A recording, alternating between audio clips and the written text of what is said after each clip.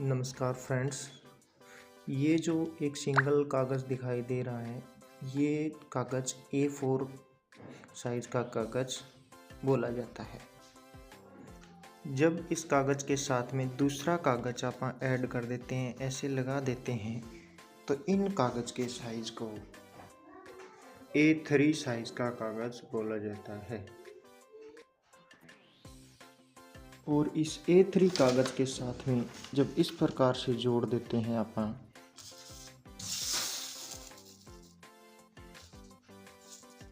तो इनको A2 size का कागज़ बोला जाता है।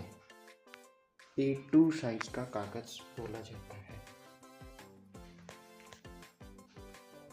और इन A2 कागज़ के साथ में इसी प्रकार से और कागज़ जोड़ देते हैं, तो A1 साइज़ का कागज़ बन जाता है। जैसा कि अब ये जो कागज़ का साइज बना है वो A1 साइज का कागज़ बन गया है। इसी प्रकार से 4 कागज़ और आगे लगाने पर ये जो साइज मिलता है वो A0 साइज बोला जाता है। A0 साइज का ये एक बड़ा कागज़ है। भी अपने पास A4 साइज का कागज़ है और इसको बीच में से फोल्ड करके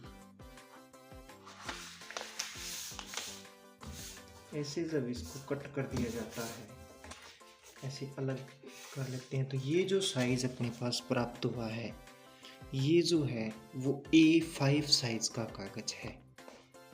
और इसी कागज़ को यदि आप ऐसे फोल्ड कर देते हैं और कट कर लेते हैं, तो ये जो कागज़ हमें प्राप्त होता है, ये जो A6 का कागज़, A6 साइज का कागज़ हमें प्राप्त होता है।